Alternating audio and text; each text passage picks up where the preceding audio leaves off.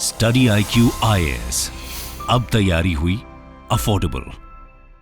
नमस्कार दोस्तों I am sure कि आज सुबह से आप सभी की निगाहें आज का जो नतीजा है लोकसभा चुनाव 2024 का उसके ऊपर होगा। और देखिए अभी के ट्रेंड के हिसाब से, रुझान के हिसाब से आप देखोगे तो बीजेपी को पूर्ण बहुमत नहीं मिलने जा रहा अकेले दम पर। हाँ, एनडीए अगर आप देखोगे तो उनके पास करीब 295-300 के आसपास सीट्स बताई जा रही हैं, लेकिन अगेन यहां पर बीजेपी को जो उनके सहयोगी पार्टनर्स हैं उनके ऊपर डिपेंडेंट रहना पड़ेगा काफी हद तक, क्योंकि पिछले दो बार से आपने देखा होगा 2014 में और 2019 में यहां पर बीजेपी को पूर्ण बहुमत मिला था। इस समय अगर आप देखिए तो बीजेपी करीब 240 सीट्स के आसपास जीत रही है। कांग्रेस की काफी बड़ी बढ़त हुई है, वो 50 सीट से अब लगभग 100 सीट्स के आसपास पहुंच गए हैं। और इसमें जो सबसे चौंकाने वाला आंकड़ा है इस बार के चुनाव में वो है उत्तर प्रदेश, और इसी के बारे में आपसे डिटेल से डिस्कस करूंगा कि एग्जैक्टली उत्तर प्रदेश में हुआ क्या, वहां पर कौन सी चीजें चली नहीं चली, उसके बारे में हम डिस्कस करेंगे। काफी कुछ आपको जानने को मिलेगा। चलिए आगे बढ़ते हैं। और साथ ही साथ अगर आप हमारे यूपीएससी कोर्स वगैरह को लेना चाहते हो तो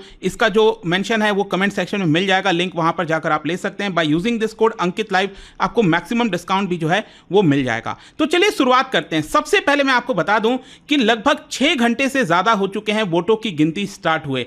इसमें जो एक सबसे बड़ा ट्रेंड सामने आ रहा है वो ये है कि बीजेपी का जो डोमिनेंस था, क्योंकि क्या है कि बीजेपी जब भी यहां पर 272 का आंकड़ा क्रॉस कर रही थी उसमें मेजर चंक अगर आप देखोगे सीटों का वो उत्तर प्रदेश से आता है। और कई बार आपने मुहावरा भी सुना होगा कि दिल्ली की जो गद्दी है वो उत्तर प्रदेश से होकर गुजरती है। इसका सिंपल कारण ही यही है कि उत्तर प्रदेश में सबसे ज्यादा नंबर ऑफ सीट्स हैं, लगभग 80 के आसपास। तो इस समय अगर आप देखिए लगभग आप कह सकते हैं कि बीजेपी दूसरे नंबर पर चली गई है। सबसे बड़ी जो पार्टी इमर्ज हुई है वो है समाजवादी पार्टी। आप देख पाओगे यहां पर अभी करंट के हिसाब से 37 सीट्स पर लीड कर रही है बीजेपी, लगभग 33 सीट्स पर लीड कर रही है। जो कांग्रेस है वो 7 सीट्स पर। अब इसमें ध्यान ये रखना है कि कांग्रेस और समाजवादी पार्टी दोनों ने मिलकर चुनाव लड़ा था, तो कहीं ना कहीं यह दिख रहा है कि जो वोट का कंसोलिडेशन है वो हुआ है। कांग्रेस और समाजवादी पार्टी के जो वोटर्स हैं जो यहां पर उनको फेवर करते हैं वो एक साथ आए हैं। वहीं बीजेपी की तरफ अगर आप देखिए तो उनका गठबंधन आरएलडी के साथ हुआ, अपना दल हो गया, तो इनके साथ आपको देखने को मिलेगा। तो यहां पर अगर आप देखिए 2014 में बीजेपी को कितना सीट मिला था, 71 सीट्स मिला था। 2019 में थोड़ा सा कम हुआ था, लेकिन स्टिल 80 में से 62 सीट मिला था। और अभी जो एग्जिट पोल आपने देखा होगा, अभी जो सैटरडे को आया था उसमें भी यही बोला जा रहा था कि भाजपा जो है और जो एनडीए है वो 350 का आंकड़ा क्रॉस करेगी। उसका सबसे बड़ा कारण ही यही था कि यूपी में अगेन बीजेपी जो है अच्छा परफॉर्म करने वाली है, 70 सीट से ज्यादा आएंगी। लेकिन आप देख सकते हो लगभग 40 सीट्स का नुकसान हो रहा है। तो यही एक सबसे बड़ा कारण है जिसकी वजह से यहां पर बीजेपी और एनडीए 300 के नीचे आपको आंकड़ा देखने को मिलेगा। लेकिन क्वेश्चन यहां पर यह है कि आखिरकार यह हुआ कैसे, कारण क्या है? क्योंकि आपने देखा होगा एक जो सबसे बड़ा मुद्दा निकलकर सामने आया था इस साल वो था राम मंदिर। देखिए राम मंदिर बहुत से लोगों के लिए आस्था का जो है आपका चिन्ह है, आस्था के लिए जाने जाते हैं और उनका ऐसा मानना था कि राम मंदिर बनना चाहिए। तो बीजेपी ने भी अपने पोल प्रॉमिस में अगर आप उनका देखोगे तो 1980 से वो कहते आ रही थी कि राम मंदिर हम बनाएंगे। फाइनली जाकर राम मंदिर बन भी गया। इस साल आपने देखा होगा जनवरी में उसका इनॉग्रेशन भी हुआ था। काफी कुछ चीजें देखने को मिली। जो सपोर्टर्स थे उनका कहना था कि एक काफी डिसाइसिव फैक्टर सामने आएगा। लेकिन क्या आपको पता है जहां पर राम मंदिर है, आपको पता है अयोध्या, वहां पर जो सीट है, जो कॉन्स्टिट्यूएंसी है उसको फैजाबाद कॉन्स्टिट्यूएंसी कहते हैं। अगर आप फैजाबाद के अंदर देखोगे वहां पर जो बीजेपी के कैंडिडेट हैं वो इस समय पीछे चल रहे हैं। हो सकता है कि शायद ये आगे निकल जाए और वोटों की गिनती जब होगी, लेकिन आप देख सकते हो इस समय समाजवादी पार्टी की तरफ से अवधेश प्रसाद ये करीब बीजेपी के मुकाबले, बीजेपी की तरफ से लल्लू सिंह है और इनके मुकाबले 8500 वोटों से ज्यादा आगे चल रहे हैं। तो यहां पर यह साफ देखने को मिल रहा है कि राम मंदिर वाला मुद्दा एक्चुअली में जहां पर राम मंदिर बना वहां पर भी शायद ये चीज नहीं है। तो कहीं ना कहीं जो वोटर्स हैं वो राम मंदिर वाली चीजें अलग तरीके से देख रहे हैं। उनको खुशी भी है कि राम मंदिर बना, वो एक अलग चीज है। लेकिन जब यहां पर वोटिंग की बात आई तो कहीं ना कहीं वोटर्स ने राम मंदिर बना इसको देखते हुए शायद वोट नहीं किया। ये एक बहुत बड़ी चीज सामने निकल कर आई है।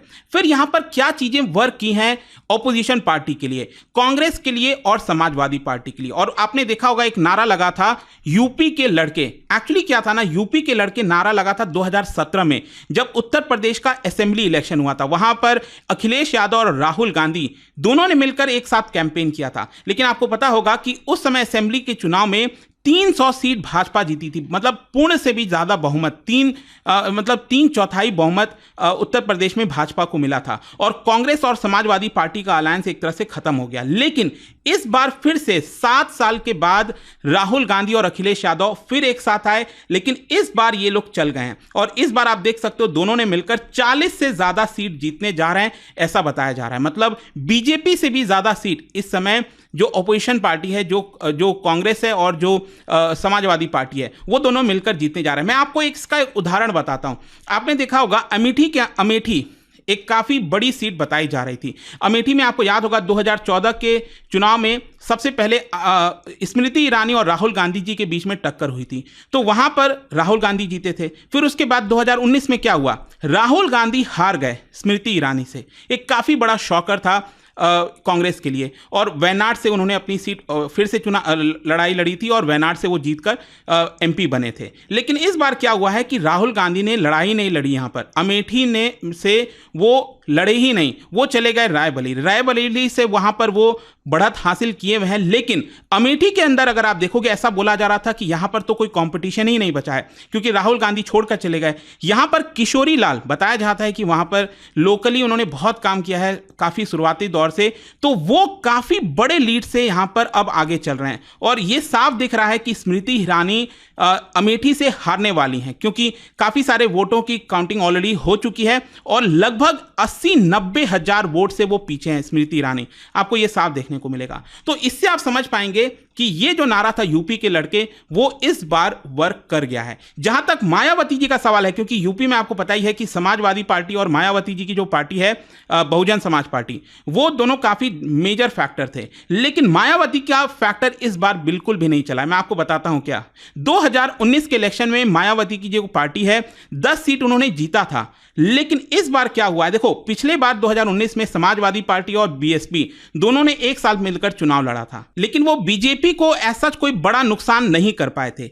इस बार क्या हुआ है कि कांग्रेस और समाजवादी पार्टी एक साथ आ गए हैं और बीएसपी ने कोई भी गठबंधन नहीं किया, तो सुपड़ा साफ होने वाला है बीएसपी का। मायावती जी को जो पार्टी है वो 0 सीट जीतने वाली है अभी के ट्रेंड के हिसाब से अगर आप देखेंगे तो। और साथ ही साथ मैं आपको एक और एग्जांपल बताता हूं। मायावती की जब बात होती है तो अक्सर क्या चेहरा सामने आता है, दलित, तो वो दलित काफी सपोर्ट करते हैं उनको। लेकिन यूपी में आप देखिए क्या हुआ है कि एक और बड़े लीडर, दलित लीडर उभर कर सामने आए हैं, चंद्रशेखर आजाद। वहां पर एक सीट है यूपी के अंदर, नगीना सीट, वहां से अगर आप देखोगे तो चंद्रशेखर आजाद लीड कर रहे हैं इस समय और मोस्ट प्रोबेबली वो यहां पर जीतने वाले हैं। मतलब कि जो दलित डोमिनेटेड सीट्स भी हैं, जहां पर बोला जा रहा था कि मायावती जीतती ही जीतती हैं, वहां से बीएसपी हार रही है।